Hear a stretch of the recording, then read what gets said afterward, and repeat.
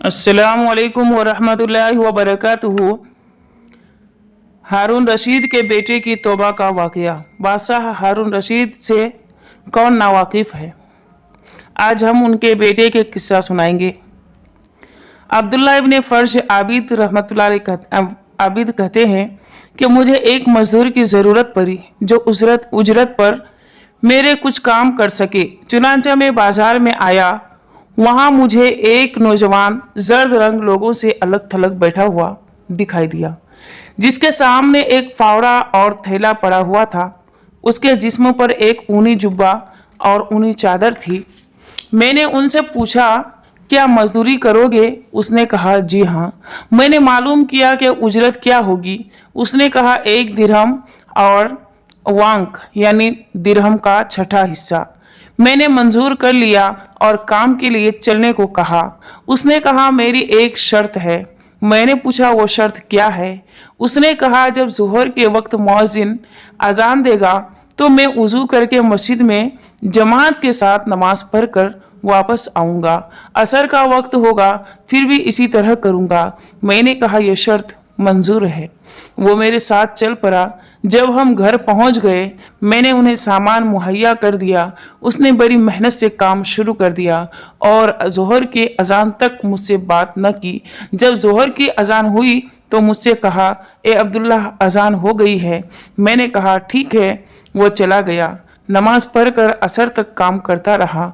जब असर की अजान हुई तो मुझसे कहा, ए अब्दुल्ला, अजान हो चुकी है। मैंने कहा, ठीक है। वो चला गया। असर की नमाज पढ़कर वापस आया और सूरज गुरूब होने तक काम करता रहा। मैंने उसे उजरत दे दी। वो चला गया।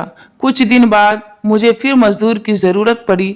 मेरी बीवी ने मुझसे कहा कि वही नौजवान कारीगर तलाश करके ले आओ, क्योंकि उसने हमारा काम बहुत दिललगी के साथ किया था। मैंने उसके बारे में पूछा। लोगों ने कहा कि जिस सिफत वाले नौजवान के बारे में पूछते हो वो तो कम नसीब है। हफ्ता हफ्ता हमें नज़र नहीं आता। वो सिर्फ हफ्ता के दिन बैठता है और सबसे अलग अकेला बैठता है। अब्दुल्ला कहते हैं, मैं चला गया। हफ्ता के दिन फिर बाजार में आया तो वहाँ मुझे मिल गया। मैंने उनसे पूछा, काम करोगे? उन्होंने कहा, मजदूरी और शर्त आपको मालूम है। मैंने कहा, अल्लाह खैर करेगा। उसने दोबारा पहले किसी तरह काम किया। मैं उसके काम को देखकर ज़्यादा उजरत देने लगा। उसने ज़्यादा लेने से इनकार कर दिया। मैंने उस पर इसरार किया। वो मुझे डांटकर और मुझे छोड़कर चला गया। इस बात ने मुझे गमज़दा कर दिया और मैं उसके पीछे गया। उससे नरमी से बात की तो उसने सिर्फ मजदूरी ले ली। कुछ मुद्दत बाद फिर मुझे मजदूर की ज़रूरत पड़ी। मैं हफ्ता के दिन बाजार गया मगर वो मुझे न मिल सका। मैंने उसके बारे में पूछा। मुझे किसी ने बताया वो बीमार है। मैं उसके घर का पता मालूम करके वहाँ पहुँचा तो वह एक बुढ़िया के घर में था। मैंने बुढ़िया से पूछा, यहाँ एक नौजवान है जो मजदूरी का काम करता था। बुढ़िया ने कहा, वह चंद दिनों से बीमार है। मैं उसके पास गया तो वह देखा कि वो वाकई बीमार है। उसके सर के नीचे ईंट थी। मैंने उसे सलाम करके पूछा, क्या तुम्हें कोई ज़रूरत है?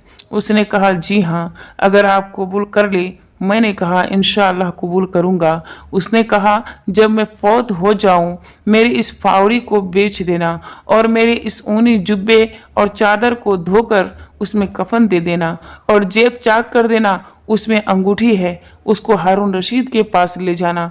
जो दिन हारून रशीद के निकलने का हो उस दिन उस अंगूठी को ले जाकर ऐसी जगह पर खड़े हो जाना जहां वह देख ले। उसे ये अंगूठी दिखाना और उससे बात करना। वह तुम्हें बुलवाएगा। उसके पास पहुंचकर वो अंगूठी उसके सुपुर्द कर देना। ये सारे काम मुझे दफनाने के बाद करना। जब उसका इंतकाल हो गया तो मैंने उसके वसीयत के मुताबिक हारून रशीद के सवारी के सामने निकलने के इंतज़ार किया। जब वो दिन आया तो मैं रास्ते पर बैठ गया।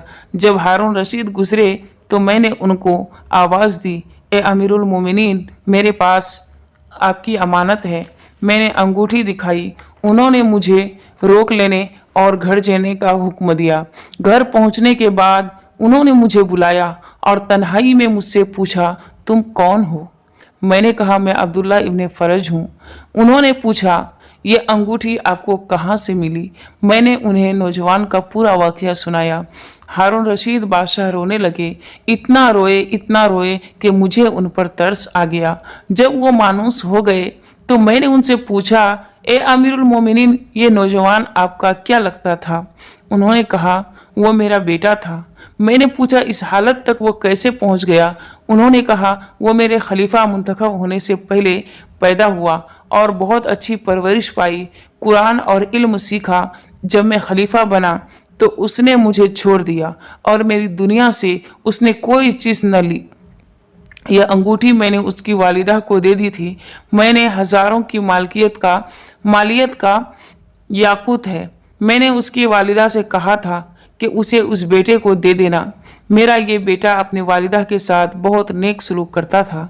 मैंने ये इसलिए दी थी ताकि बवक्त ज़रूरत वो उससे नफ़ा हासिल करे।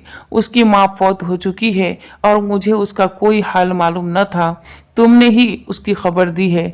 फिर हारून रशीद कहने लगे, जब रात हो जाए तो मेरे साथ उसकी कब्र पर जाना। जब रात हो गई तो वो मेरे साथ अकेले निकले। हम चलते रहे, चलते चलते उसके बेटे की कब्र पर पहुंच गए। हारून रशीद उस पर बैठकर बहुत रोए। जब फजर तुलू हो गई तो हम वापस आ गए। उसने मुझसे कहा, मेरे लिए तुम एक वक्त मुकर्रर करो ताकि मैं उसके कब्र की ज़ियारत करता रहूं। मैं वक्त मुकर्रर के मुताबिक उसके पास आ जाता और हम निकल पड़ते और ज़ियारत करके वापस आ जाते। अब्दुल्ला इब्ने फरज कहते हैं कि मुझे उस नौजवान का पता न चला कि वो हारून रशीद का बेटा है। सिर्फ उस वक्त पता चला जब उन्होंने खुद बताया। अल्लाह अकबर! क्या दीनदारी है, क्या अल्लाह की मोहब्बत है कि इतने अमीरुल मोमिनीन का बेटा होकर उसको लात मारकर बादशाहत को ठुकरा कर अल्लाह ताला की तरफ हो गए। अल्लाह ताला के नेक बंदे ऐसे हो जाते हैं कि दुनिया से उनका बिल्कुल बेरगबती हो जाता है, दुनिया से बेताल्लुक़ हो जाते हैं। अल्लाह ताला हम तमाम को सच्चे पक्के तौबा करके अपने दिन में दाखिल फरमाए और हिदायत नसीब फरमाए। क्योंकि किसी वीडियो में हिदायत नहीं मिलती कि वीडियो सुनकर हिदायत पा ले। हिदायत देना तो अल्लाह ताला का काम है। किसी किताब से हिदायत नहीं मिलती कि हिदायत याफ्ता हो जाए, बल्कि अल्लाह ताला जिसे हिदायत देता है और जिसे चाहे गुमराह कर देता है। जिसको अल्लाह गुमराह कर दे उसे कोई हिदायत देने वाला नहीं, और जिसे अल्लाह ताला हिदायत दे दे उसे कोई गुमराह करने वाला नहीं। अल्लाह ताला हम तमाम को अपने हिदायत के दरवाजे खोल दे हम तमाम के लिए, और हिदायत से माला माल फरमाए और नेक लोगों में हमें तमाम को शामिल फरमाए। अस्सलामु अलैकुम वरहमतुल्लाहि वबरकातुहू।